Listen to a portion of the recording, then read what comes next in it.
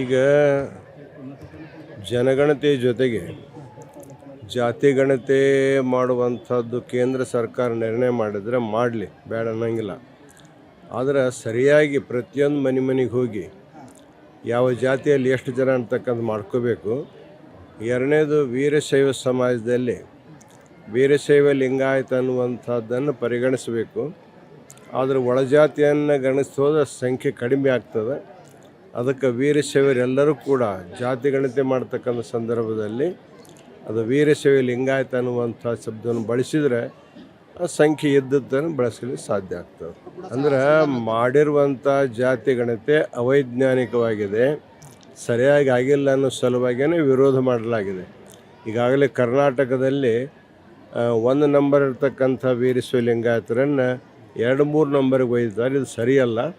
ಅದಕ್ಕೆ ವಸ್ತುಸ್ಥಿತಿಯನ್ನು ಸರಿಯಾಗಿ ಇವತ್ತು ಮಾಡುವಂಥದ್ದು ಯೋಗ್ಯ ಅನ್ನೋ ಮಾತನ್ನು ಈಗಾಗಲೇ ಅಖಿಲ ಭಾರತ ವೀರ ಮಹಾಸಭೆಯನ್ನು ಕೂಡ ಹೇಳಿದೆ.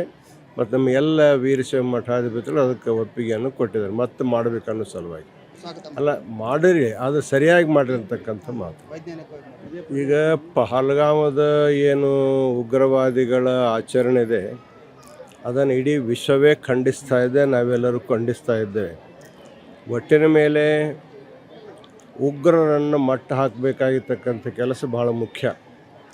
ಆ ದೃಷ್ಟಿಯಿಂದ ಉಗ್ರರ ತೊಂದರೆಗಳು ಎಲ್ಲ ದೇಶದಲ್ಲಿ ಆಗ್ತಾಯಿದೆ.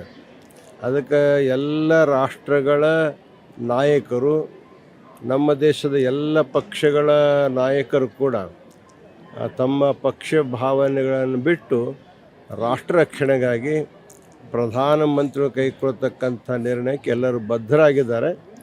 ಇದಕ್ಕೆ ಕೇಂದ್ರ ಸರ್ಕಾರ ಏನು ನಿರ್ಣಯ ತೆಗೆದುಕೊಂಡು ಅದಕ್ಕೆಲ್ಲರೂ ಬದ್ಧರಾಗಿದ್ದೇವೆ. ಯುದ್ಧ ಅನಿವಾರ್ಯ ನಾವು ಹೇಳಕ್ಕೆ ಬರೋಂಗಿಲ್ಲ, ಅದನ್ನು ಪ್ರಧಾನಮಂತ್ರಿಗಳು ಸೇನಾಧಿಪತಿ ನಿರ್ಣಯ ಮಾಡಬೇಕಾದ್ರೆ ಅದನ್ನೇನಿಲ್ಲ. ಕೇಂದ್ರ ಸರ್ಕಾರಕ್ಕೆ ನಾವು ಅಧಿಕಾರ ಕೊಟ್ಟ ಮೇಲೆ ಅವ್ರು ಏನು ತೆಗೆದುಕೊಂತಾರೆ ಯೋಗ್ಯ ನಿರ್ಣಯ ತೆಗೆದುಕೊಳ್ಳಿ.